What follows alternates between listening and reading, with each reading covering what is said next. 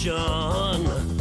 I can't get no call to action, but I try, and I try, and I try.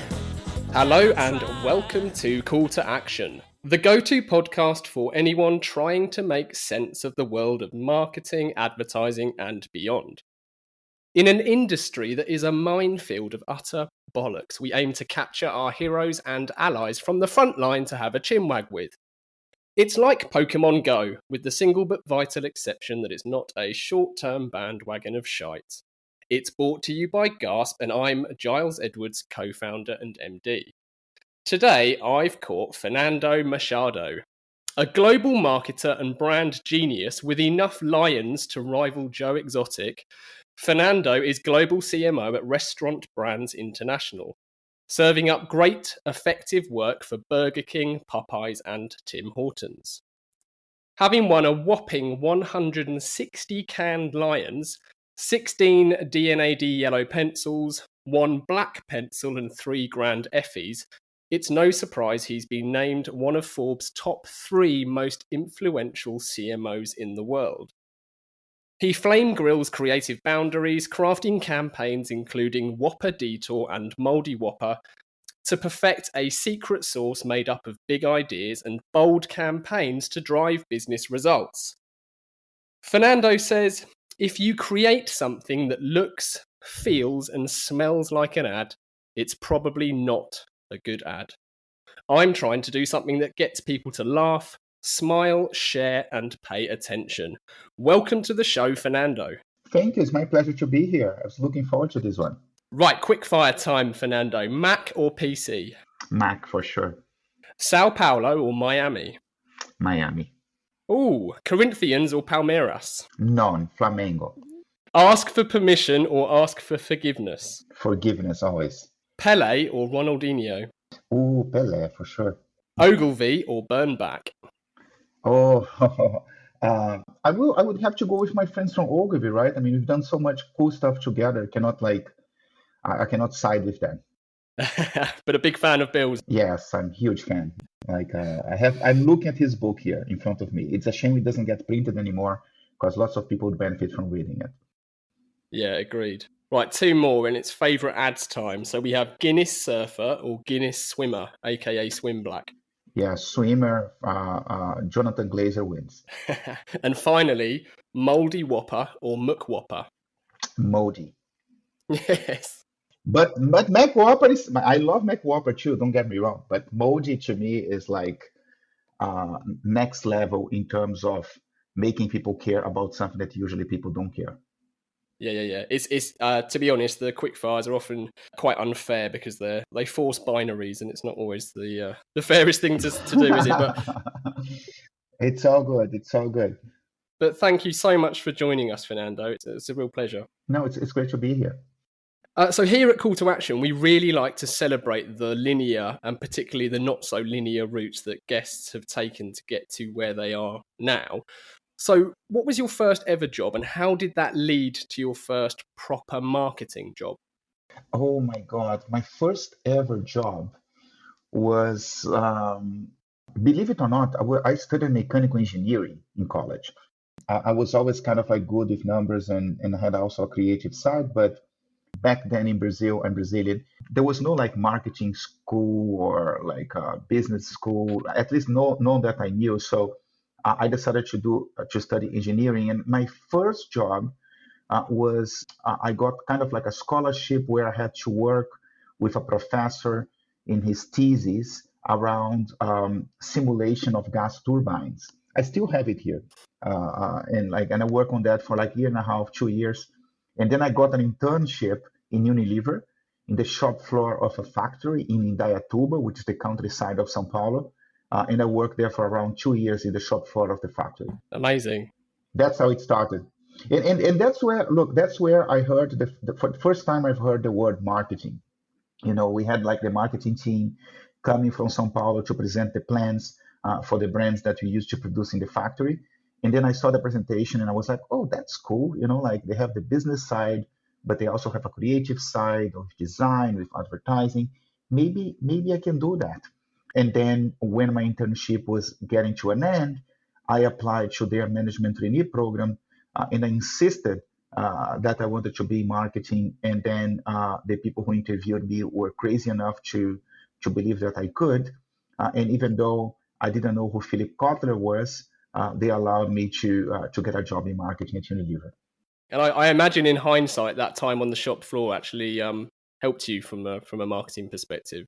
It did actually. You know why? Because like when I started in marketing, they gave me like a relatively small fabric softener brand in Unilever. It's a large brand for the market, but for Unilever, in comparison to other brands that they have, it was small. And didn't have much budget at all. So I had to do things around packaging, design, and work very close to the manufacturing guys and the supply chain guys, which was the world I knew. And I had automatic respect from them, and they would be extremely helpful and always cheer for me because they knew where I was coming from. So that was actually really, really, really helpful. And it's important that if you're working in business, that you have a holistic view of everything, right? I mean, when if you are a marketeer, to understand the implications of what you do in the factory, in the at Walmart, on the supply chain, on the finance side, I think it's really, really important. Yeah, totally agree. And in fact, part of the reason we asked that question at the start about first ever jobs is because I think whilst retrospectively there is no right way into the industry, the route of going via the shop floor and having that inside out perception and complete total view, and as you say, understanding of manufacturing and supply is so significant and so easily lost if you jump straight into marketing from, say, a college or university degree. Yeah, totally true. Look, I mean, when I look at my college degree, like most of the guys were there, like with me in the class, and we're still really good friends. I keep tabs with. In fact, I'm talking to one of them like just after this recording.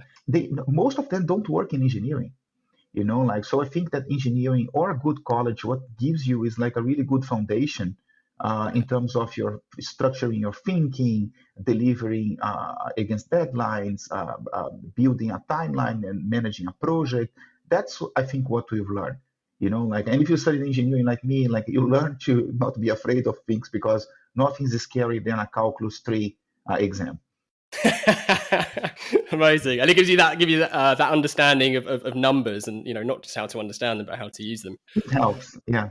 I want to jump straight into the topic of creativity as a competitive advantage. So there's a bit of Bernbachism there, Yeah.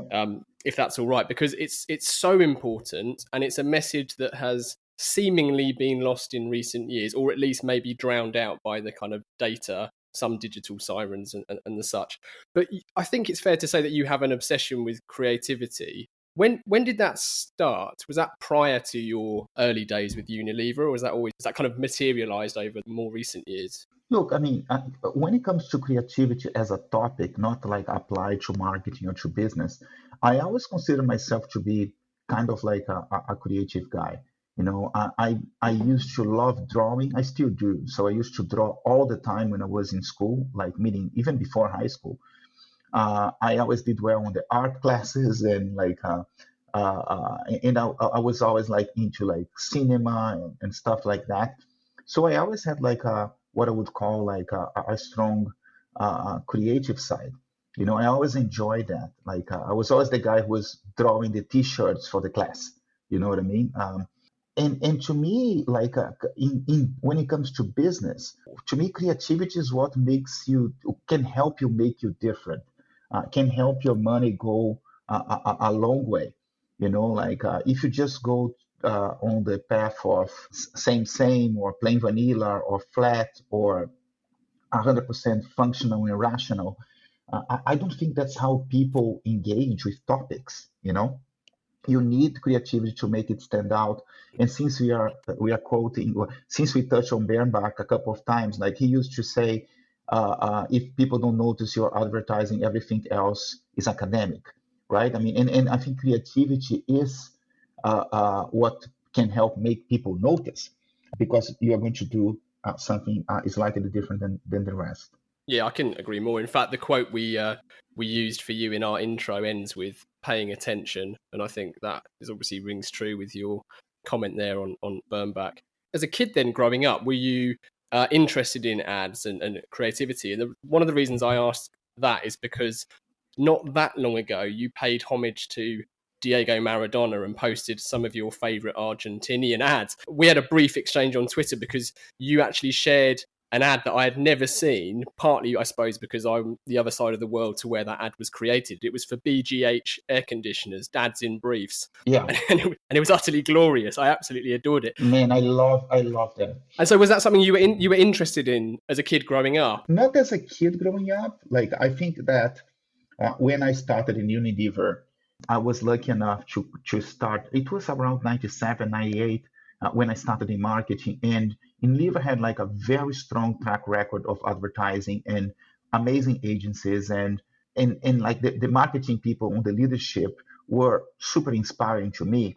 And the brands were really pushing the boundaries when it comes to creativity with Axe, with Degree, Rexona in Latin America, with Omo, which is like a laundry detergent, like that's huge in Brazil. And I always like looked up to that work and thought it was like super exciting. You know what I mean? Like you would go to those like meetings, all company meetings, like with everyone from the company and all areas, and they would show the ads, and everyone would get excited. You know, like so I was like, maybe I can. I think I can do this. You know, I think I can work to develop that type of stuff. And I started to get more interest, and I was surrounded by people that were like-minded. So we used to like leave work, buy some beers, and go to a friend's house and watch ads. You know, we would borrow the VHS from the A&G or one show from the agency and would just watch. And it was fun. And I had no idea how to do it, how to brief, how to judge, how to approve, how to produce. But I knew what I wanted. And I really think advertising is an acquired taste. You know what I mean? No one is born knowing how to do advertising. You need to love it and invest time and hopefully like find people who will coach you, which I always did. I was very lucky on that front. And then over time, you're going to learn a lot and you're going to get better and better and better. I used to say that, I still say that it took me 10 years to still like an ad that I did a year after I did it. Because I would do this stuff and I think like, oh, it's amazing. And then a year later, I would be like, oh my God, what the hell I was thinking? You know what I mean? Like, because I was learning so fast. So that's kind of like how I developed in the advertising front. Yeah, I've heard that quote before from you, and it's fantastic, and it kind of rings true my side as well, because you're absolutely right, and there's nothing wrong with that. In fact, everything's great about that. The fact that it shows progression. It's not a case of looking back and beating yourself up for doing something that you would do differently now. It's a clear sign of growth, isn't it? Yes, it is. And look, I mean, and that's why learning and developing yourself and going to an environment where people will invest on your learning, it's so important, especially in the beginning of your career. You know, like that's why it's so important that you try to identify the sooner the better.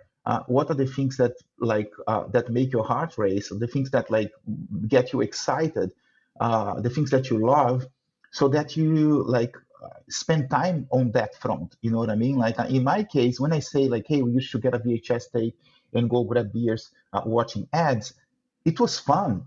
You know what I mean? Like it was not like, oh my God, I have to go and study advertising. No. We love that. And everyone works so hard, right? I mean, I don't know anyone who says like, oh, I don't work hard at all and I'm successful. Like people work hard, so you better choose something to do that you really love, because then as you work hard, you will have fun doing it, and that's what you were doing, and that's what I still do, to be honest. Yeah, well, that's important, isn't it? That's really nice to hear as well. But one of the reasons, I suppose, again, why we like to ask how people start off is because you're absolutely right. The people take all sorts of routes into this industry. In fact, one of the best copywriters I know used to work in archaeology, whereas you get lots of people who have worn like creative hats like me that are more studio based, who would study creativity. But the way I've always understood it is you have your pure creativity, which is your fine art and your painting and so on, and various other kind of arts fit into that category. And then you mentioned about creativity in business. I've always understood that to be kind of applied creativity, because you're applying it to achieve a business result. And that type of stuff there's no reason why that would interest you as a kid growing up. You don't understand it, but the bit that's sticky is how memorable and creative and fun the ads are, and that's the kind of the thread, Yeah, I think. totally. I'd love to get your opinion on how we make the case for creativity then, because it's hard to describe creativity in, say, a spreadsheet, or it's hard to maybe making a case for it over other types of analytics and data-driven decisions, which have become easier to make over time, albeit not necessarily to the benefit of effectiveness. Yeah. So look, I mean, I think you can go through two fronts, right? I mean, one which is people see the work that we do, especially with BK, and they see the output of the work, but many times they don't see that there is a method behind the madness. You know what I'm saying? Like the first step that we did here was like to make sure that everyone understood what the brand was about, and what's the tone of voice and the positioning of the brand and all those things.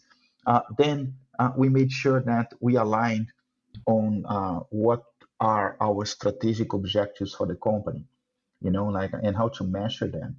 And when we are looking to ideas, we are always measuring against that. Is this on brand? Does this help me deliver the strategy? And if you do that over time, as you start to make ideas happen, you can basically like show that when you push the boundaries of creativity, you can most often get a better result. You know what I'm saying? Like I always try to bring it back to results, and that's why it's important to define how we're going to measure success, what are the variables that you're trying to change, and all those things. Some projects are more short-term objectives. Some projects are more like sales, like related objectives. Some are more brand attributes objective, but all projects have some sort of objective, like, and then as you start deploying things and pushing the boundaries, hopefully you see that the more you push, usually the better the result. The other thing is like, and if people don't understand that, another way that tends to work is like, just like when people question you, just look at the person. You know what I mean? Like usually that person is wearing a Nike shoe, or an Apple Watch, or like, and then you like, and like, or in a Lacoste polo, it'll be like, why do you choose that? You know what I mean? Like, I mean, I can build an argument that the Samsung watch is better, technically, than the Apple. Like, why did you pick Apple? Like, why did you pick Lacoste and didn't pick Polo? Like, isn't it funny that they are doing better creative work? You know what I mean? Like, than the other brand. Like, you see what I'm saying? Like, I always try to make it like we sometimes put the hat of businessman or businesswoman, and we forget that we are also consumers. Like, and sometimes bringing the person back to, hey, look at what you're consuming. Why is that? Can be like, can have that like enlightenment moment. You know what I mean? Like people are like, oh yeah, it's kind of true, right? I mean, like I'm buying stuff that actually the brand is doing good creative work. Yeah, no, that all makes complete sense. I like that idea as well, bringing it back to the individual and having a look at, their Apple Watch, etc. I think it's difficult though, in terms of measuring creativity, especially when it comes to short time spans, because I heard someone else recently saying something about, well, how much do you love your wife, and can you plot how that love has grown over years? And creativity is one of those things that I think inherently a lot of people understand works and has significant business effects. But it translating it into maybe we all, I always think we should all learn how to speak the language of the CFO and the finance department. For sure. But at the same time, it's still on the wife metaphor. Like imagine you are proposing to your wife. Yeah. You can propose in a creative way or in a flat way. Which is the way you think she will remember 20 years from now? You know what I'm saying? Like creativity makes everything better. Like, and I think that if you don't believe on that, it's because you didn't see great creative in front of you yet, and saw the results that can bring in all fronts. Like whether you are not for profit, whether you are a for profit company, whether it's like how you're going to organize the Easter hunt, the egg hunt for Easter for your kids, or like it doesn't matter. You know what I mean? Like creativity always makes things better. Yes, agreed. 100% agreed. You talked about positioning there, and I think Burger King is a great example, especially when it comes to positioning against competitors. I've heard you talk about the challenger mindset that you've kind of got within the culture of Burger King, and that there's probably parallels there, although I don't want to make assumptions with Burger King maybe going after market share versus market growth, for example, and taking that strong stance and mindset. How do you start to create that culture of creativity, or how did you do that when you first joined Burger King? Or was it already there, do you think? Burger King is a brand that has been in the marketplace since 1954. If you go back to the first ads around the Whopper, you would see that it's pretty competitive and challenging and challenger type of advertising. It's like black and white, old school ads, okay? I think that there was a period where Burger King clearly was a challenger brand, like creating waves of pop culture, which was the period that CPB was doing the work. And that's like 12, 13 years ago. Don't quote me on that, but it's around that time. And then after CPB, there was like basically like lots of different agencies, different positionings, like different positionings at the same time, bad client behavior, you know what I mean? Like, and I think we didn't do work that was to the level that the brand deserved. And then when we started doing the work around 7 years ago, the ambition was like, well, let's go back to do work that is as great as the work that CPB used to do. Like when they were at their best, like with Whopper Freakout, Whopper Virgins, Whopper Sacrifice, Subservient Chicken. Like I could go on and on and on talking about that. But you don't start, the first project that you do when you want to reignite that is definitely not Mouldy Whopper, right? I mean, you need to build your credibility. You need to make the case for creativity, which was like one of the previous questions we were discussing. I use a lot as a metaphor, like the cliff divers from Acapulco.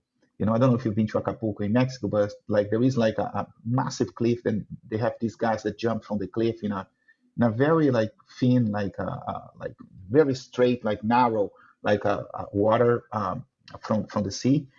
And once I had a chance to talk to them, and I asked like how the hell you learn how to do that? And the guy looked at me and said, well, we don't start from here, right? I mean, we start from back there, like 1 meter, 2 meter from the sea, and then you climb your way up as you start to get more confident. They also told me like that I asked like, so you're not afraid of jumping from here? And he's like, no, I am afraid. I'm afraid every time, but I jump anyway. And to me, that's what it is. Like you want to start small, start with a social media post, a print ad, maybe a radio ad. Make the case, show that the creativity is delivering the result in a better way than the stuff that you used to do in the past. Then do another time, do two together. More examples, build the credibility, and start to climb that cliff. And understand that part of your job as a marketeer or CMO is to help the organization become more comfortable with being uncomfortable. Because if you are going to do stuff that's creative, there will always be a certain degree of fear or being uncomfortable. Because creativity to do something that's different comes with uncertainty. And uncertainty triggers a little bit of fear and anxiety. So that's kind of like the work that we've done here. Like Mouldy Whopper is jumping from the top of the cliff, which doesn't mean that we are fearless. We are like shitting our pants like on that jump, but we did it anyway. And I think that's the trick. Comfortable with being uncomfortable is lovely. Do you think that's a key part of how the role of the CMO is either changing or just a key part of it, I suppose? I think that the best CMOs I know, they manage to influence the organization to go into that direction. Like I think that the role of the CMO increase in size and scope. It goes beyond just driving short-term sales, and most CMOs are involved with D&I, they are involved with sustainability. They are the brand stewards. Like they push the organization to to take a certain angle on things, and they end up like becoming the right hand arm of the CEO when it comes to positioning the brand, like employee engagement and all those things. I also think it can help to frame creativity slightly differently because, our evolutionary instincts tell us to avoid risk for our own kind of survival. But Yeah. actually being creative is completely and powerfully smart. And our aim really needs to be kind of boringly effective. And it's everyone else who does the same thing and doesn't take risks. They're actually, ironically, the risk takers in some respects. Yes, I mean it's a quote from Zuckerberg, right? I mean the biggest risk is not taking any risk. When something goes wrong, it doesn't have a big impact. When something goes right, you can hit a home run. Trying to do something that's different may not necessarily result in a better outcome, but in worst case, it will be flat. And flat tends to be the most common outcome of when you do something that's not different. You know what I mean? So you may as well try to do something different, something creative, because that's the only way. I also heard you say if you don't feel uncomfortable about it, it's probably not a good enough idea, which I love. What are the kind of biggest risks that you think you've taken in your recent career? I think Mouldy Whopper, it's like the thing is like I don't even see it as a risk, to be honest with you. I always felt that my organization has my back, my CEO has my back. They understand what we're trying to do. Everyone does. Everyone trusts. And if something doesn't work well, it will be like, okay, what are the learnings? Let's do better next time. Moving on. When I think about what were the most different things I've done in the recent past, I surely like Mouldy Whopper and Whopper the Tour ranked very high. But we did things like burning stores. We did Whopper neutrality. We did hamburgers. We did Mac Whopper, which you touched. We did Google Home of the Whopper. We did so many things that were very different and very daring for their time that it's almost like we got used to it. We got used to feeling uncomfortable with ideas that are very disruptive. And that's a good thing, I suppose. Yeah, fantastic. I'm mindful of time. We've a couple of listener questions I'd like to put to you Cool, first. let's do it. So asking the general public for their opinion, be it on Brexit or boat names, is notoriously fraught with danger, but that's not stopped us. And we have two for you, starting with a fellow Call to Action alumni and creative director of Peter and Paul, Lee Davies. And Lee, he's referencing the new brand identity rollout, which is, I guess, a couple of months old now. Now he says the new brand seems to use nostalgia as its starting point.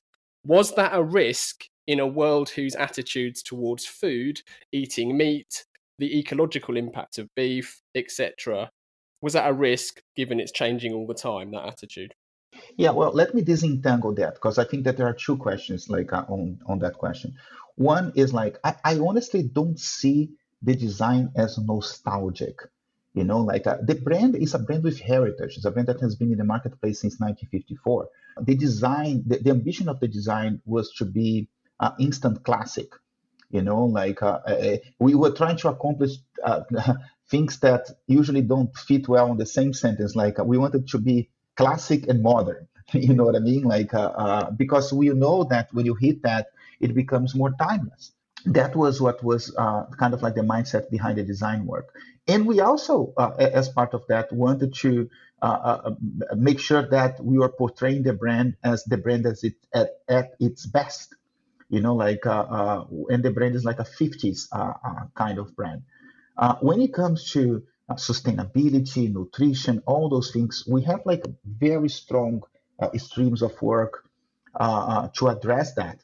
We launched a framework that we call Restaurant Brands for Good, which has 3 pillars: food quality, sustainability, planet sustainability, and people and communities. On food quality, we are removing all artificial ingredients from all our food globally for the 3 brands, not just Burger King. We have a nutritional roadmap. Mouldy Whopper is part of that, right? On planet, we have an infinite number of initiatives to reduce our environmental footprint. We are global leaders on plant-based burgers. The initiatives are happening, and because they are happening, we wanted to signal to people that this brand continues to evolve and is different than what they have in mind. And that's why we made the visual identity change at the time we did. Because it's almost like a bow on top of like many other things that we are working on. So I don't see it as contradictory, and I see it as more like a timeless design that's classic and modern and comes to show that this brand is in constant evolution. Does that make sense? Yeah, completely. I mean, to be honest, in my own brand management kind of training, heritage was always, a key place to look and almost obsess over. Quite rightly, otherwise you end up, changing direction, and it just doesn't make any sense from a brand perspective. Awesome. Question 2 is from a very smart MA student called Christopher Kelly. And Christopher asks, given the outdated and arguably damaging state of education in the field, what advice do you have for those aspiring strategists and marketeers looking to have a positive impact on the industry? Get a job in a place that people care about you learning and developing yourself. That would be my first advice. I think that I used to read even more, but I always read a lot, and I watch ads like nonstop, and especially try to research a bit the history of the ads. Who shot? What was the production house? Like, how did they come up with the idea? What was the agency? When you said Guinness swimmer, I knew who the director was. And we didn't rehearse that. We didn't share that question in advance with me. But I like the space, so I'm obsessed about it. Not because I have to, but because I love. I was lucky to be in several places and work with several agencies where people really invested time to coach me and to train me. And I was always completely obsessed about learning. So that would be my advice. You're probably not to become rich on your first job. So focus on finding a place that where is a fertile environment for you to learn. That's how I would go about that one. The final part of our interview then, Fer, is our 4 pertinent posers that we put to all of our guests, starting with, what advice would you give to your younger self? Advice to my younger self. I don't know. I think I would probably say, especially in the beginning of my career, be more patient. Things are going to happen, and sometimes you need to be a little bit more patient.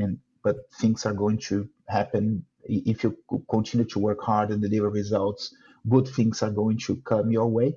I used to become very anxious and very impatient, and I even suffer a bit when people got promoted before I did, or when people had an opportunity that I felt was better than the one I was having.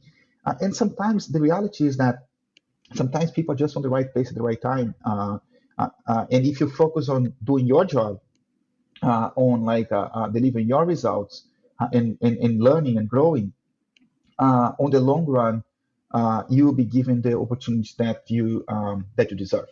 I would have suffered less. Yeah, I think we all would have done. Number 2, then, if you could banish one thing from the industry, what would it be and why? From the industry, advertising, or from life? Well, if you feel particularly passionate about one or the other, then go with that. Yeah, man, I hate cancel culture. I hate it, and I think it creates the wrong behavior and mindset on people. I feel that people read the headline and they don't go deeper to understand what's behind, and they start to wanting to cancel a brand or people, and I just dislike that with passion. I'm very positive about our industry. I'm not one of those people who are constantly criticizing the industry and saying that this year is worse than the previous one. I see lots of people doing that. I mean, I told you that I'm Brazilian. I'm hopeless optimistic, and I think that things are getting better or will get better always. Well, I mean, being Brazilian, you've won the World Cup numerous times, so you have to sympathise with us poor sods over here. Who? Well, that was a while ago. Yeah, true. Number 3, are there any books that you can recommend to our listeners? Well, since we touched on it, the Bill Bernbach book, I think it's amazing. It's by Bob, I think it's Bob Levinson. I probably butchered his name. It's not being printed anymore, but if you go on Amazon, you can buy a used copy. That's what I did. I simply love that book. And I can read it again and again and again. I feel I'm always learning something. And even though it was written many years ago, it feels very modern and it feels very relevant today. Totally. Quick story. I've actually got that book here right next to me, and I think some listeners will know already because I've had quite a few envious tweets about it. But I was lucky enough to find it on a US thrift store website, Nice. and the packaging, the postage and delivery to the UK was more than the book itself. So I really lucked out. But the best thing about it is when it first arrived, and I was flicking through it, my 5-year-old daughter came over and sat with me, and she genuinely laughed about Yeah, several of the ads and enjoyed it, and seeing the look on her it's face, awesome. despite not being able to read some of the words or understand, or clearly have no knowledge of the brands, Yeah. just showed how brilliant it was. Yeah, it's a visceral reaction, right? I mean, and if you cannot get hold of that book, but if you search on Amazon, you probably can find a used one. But if you cannot get hold of that one, the copybook from the D&D is also like one of my favorites. And that one is easy to find. It's not that expensive. Totally worth getting it and going through it. And then number 4, we always dedicate every episode to someone, and we bestow or hospital pass that honour to our guest, who has to give the reason why. So would you kindly dedicate this episode? Oh my God. Well, since we spoke about him so many times, I think this one goes to Bill, right? I mean, thanks for inspiring us from wherever you are, up there in the sky. Thanks for inspiring us to do great creative work. Thanks for being brave, for showing us that even when you put product at the center, you can do something that's creative. What a great dedication. We've never had, Bill's never been the chosen dedication, so it is with great pleasure that this episode is dedicated to Bill Bernbach. As a final call to action then, everyone listening can head over to calltoaction.co, and we'll share links to everything, including the books that Fer has kindly recommended. How else can people get more Fernando Machado? Well, I'm very active on Twitter, and I try as much as I can to engage on keynotes and I'm part of the One Club for Creativity. I am on the advisory council for Cannes. I am on the board of Miami Ad School. So it's not that difficult to find me out there. But if you don't want to search, just follow me on Twitter and you'll see that I post all the time. It's been a real pleasure and a real privilege, Fer. So thank you for joining us so much. No, thanks for having me. It was fun. I could keep going. Maybe we can do another one in the future. Oh, happily. And finally, thank you to everybody listening. If you've enjoyed this episode, please do share it and review the pod. We hugely value your support. Keep questions and guest requests coming in. To get in touch, it's easy to find Gasp online. You can check out CTA Pod on Instagram or just email hello@calltoaction.co.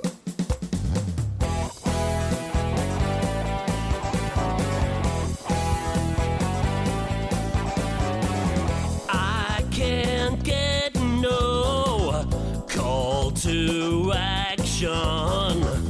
I can't get no call to action, but I try, and I try, and I try, and I try.